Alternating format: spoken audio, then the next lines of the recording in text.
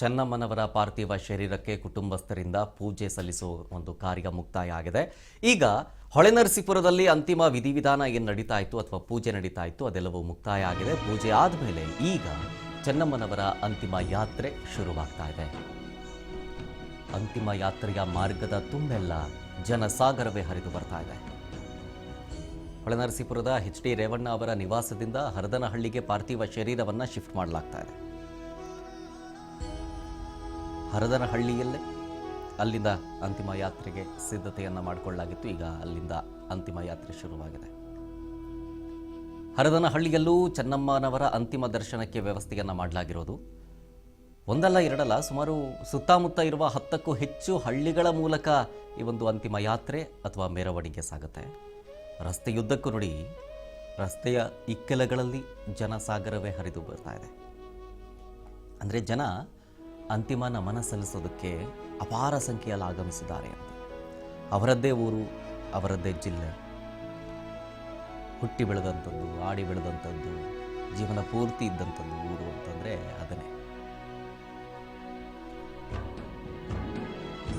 ಚೆನ್ನಮ್ಮ ಅವರಿಗೆ ಅಂದರೆ ಪಾರ್ಥಿವ ಶರೀರಕ್ಕೆ ನಡೀತಾ ಇದ್ದಂತಹ ಕುಟುಂಬಸ್ಥರ ಪೂಜೆ ಅಂತ್ಯವಾಗಿದೆ. ಸುಮಾರು 11 ಜನ ಅರ್ಚಕರು ಆ ಕೊನೆಯ ಪೂಜೆಯನ್ನು ಸಲ್ಲಿಸಿದರು ಎಚ್.ಡಿ. ರೇವಣ್ಣ ಅವರ ನಿವಾಸದಲ್ಲಿ. ಇದರ ಬಗ್ಗೆ ಪೂಜೆ ನೆರವೇರಿಸಿಕೊಟ್ಟಂಥ ಅರ್ಚಕ ಮಹೇಶ್ ಶರ್ಮಾ ಅವರು ಕೂಡ ಮಾತಾಡ್ತಾ ಹೇಳ್ತಾ ಇದ್ರು, ಪಂಚಗವ್ಯ, ಪುಣ್ಯ ಹವಚನ, ಕರ್ಣಪಠಣ ಅದನ್ನೆಲ್ಲವನ್ನು ಮಕ್ಕಳಿಂದ ಮಾಡಿಸಿದ್ದೀವಿ. ಬೆಳಗ್ಗೆಯಿಂದ ಎಲ್ಲ ಪೂಜೆಗಳು ಮುಗಿದೋಗಿದೆ. 4 ಗಂಟೆಯ ಒಳಗಡೆ ಅಂತ್ಯಕ್ರಿಯೆ ನಡೆಸೋದಕ್ಕೆ ತೀರ್ಮಾನ ಮಾಡಲಾಗಿದೆ ಅಂತ ಹೇಳಿದರು. ಅದಾದಮೇಲೆ ಈಗ ಚೆನ್ನಮ್ಮನವರ ಅಂತಿಮ ಯಾತ್ರೆ ಆರಂಭ ಆಗಿದೆ. ಮಾವಿನಕೆರೆಯತ್ತ ಪಾರ್ಥಿವ ಶರೀರ ಹೊರಟಿರೋದು.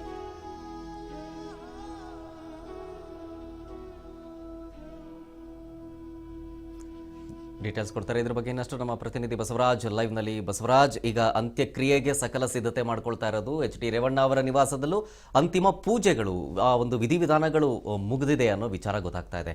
ಈಗ ಅಂತ್ಯಕ್ರಿಯೆ ವಿಚಾರ ಜೊತೆಗೆ ಈಗ ಅಂತಿಮ ಯಾತ್ರೆ ಸಾಗ್ತಾ ಇದೆಯಲ್ಲ, ಆ ವಿಚಾರದ ಬಗ್ಗೆ ಹೇಳೋದಾದ್ರೆ.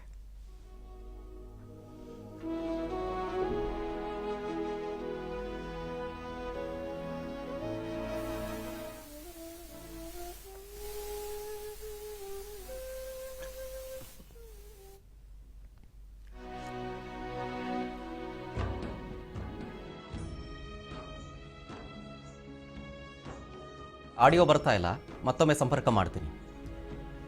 ನೋಡಿ, ನಮ್ಮ ಪ್ರತಿನಿಧಿ ಬಸವರಾಜ್ ಅಂತ್ಯಕ್ರಿಯೆ ಜರುಗುವ ಸ್ಥಳದಲ್ಲಿದ್ದರು. ಅಂದರೆ ಅವರಿದ್ದಂತಹ ಜಾಗದಲ್ಲೇ ಅಂತ್ಯಕ್ರಿಯೆ ನಡೆಯುತ್ತೆ. ಅದಕ್ಕೆ ಬೇಕಾಗಿರುವಂಥ ಸಿದ್ಧತೆಗಳು ಆಲ್ರೆಡಿ ಆಗಿದೆ ಅನ್ನೋ ವಿಚಾರ.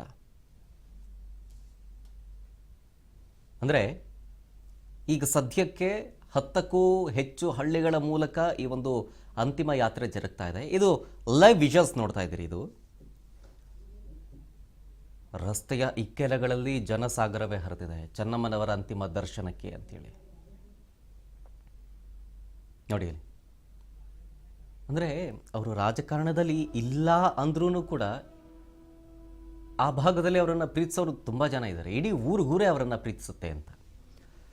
ಮತ್ತೆ ಕನೆಕ್ಟ್ ಆಗಿದ್ದಾರೆ ನಮ್ಮ ಪ್ರತಿನಿಧಿ ಬಸವರಾಜ್. ಬಸವರಾಜ್, ಡೀಟೇಲ್ಸ್ ಕೊಡ್ತಾ ಇದ್ರಿ ಅಂತಿಮ ಯಾತ್ರೆ ವಿಚಾರ ಜೊತೆಗೆ ಅಂತ್ಯಕ್ರಿಯೆ ವಿಚಾರ ಸಂಬಂಧ ವಿಧಿವಿಧಾನದ ಬಗ್ಗೆ ಕಂಟಿನ್ಯೂ ಮಾಡಿ.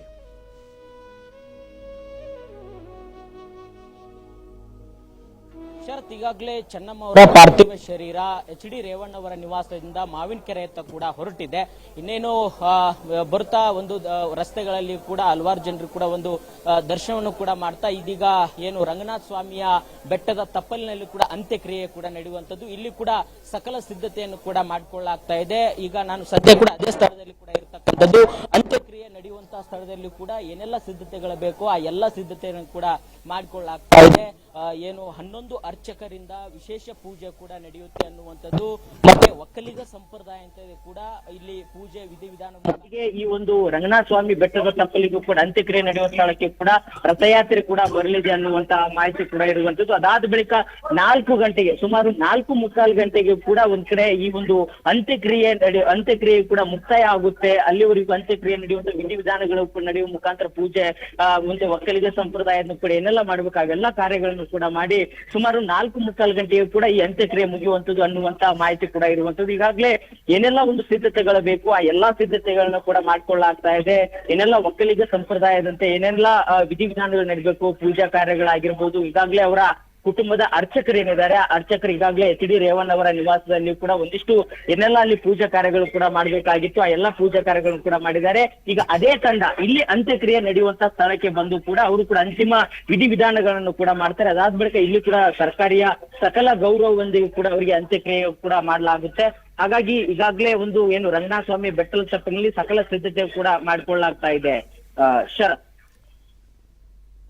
ಓಕೆ, ಮತ್ತೊಂದು ಕಡೆ ಬಸವರಾಜ್, ಈಗ ಸಿದ್ಧತೆಗಳು ಜೊತೆಗೆ ಪೂಜಾ ವಿಧಿವಿಧಾನಗಳು ಅಷ್ಟೇ ಅಲ್ಲ, ಈ ಒಂದು ಅಂತ್ಯಕ್ರಿಯೆಗೆ ಬರುವಂಥ ಗಣ್ಯರ ಬಗ್ಗೆ ಹೇಳೋದಾದ್ರೆ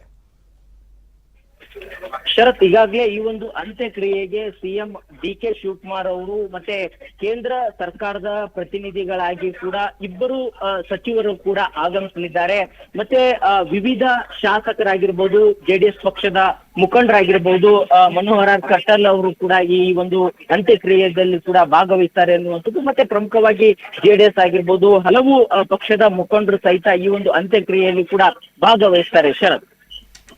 ಓಕೆ, ಥ್ಯಾಂಕ್ ಯು ಬಸವರಾಜ್ ಡೀಟೇಲ್ಸ್ಗಾಗಿ. ಚೆನ್ನಮ್ಮನವರ ಪಾರ್ಥಿವ ಶರೀರಕ್ಕೆ ಕುಟುಂಬಸ್ಥರಿಂದ ಪೂಜೆಯೂ ಕೂಡ ಆಗಿದೆ. ಹೊಳೆನರಸೀಪುರದಲ್ಲಿ ಅಂತಿಮ ವಿಧಿವಿಧಾನಗಳು ಅಥವಾ ಎಚ್ ಡಿ ರೇವಣ್ಣ ಅವರ ನಿವಾಸದಲ್ಲಿರುವಂಥ ಪೂಜಾ ವಿಧಿವಿಧಾನಗಳೆಲ್ಲವೂ ಕೂಡ ಮುಕ್ತಾಯ ಆಗಿದೆ. ಅದನ್ನು ಕಡೆ ಹಂತದ ಪೂಜೆ ಅಂತ ಕರೀತಾರೆ. ಆ ಪೂಜೆ ಮುಗಿದಿದೆ ಅಂತ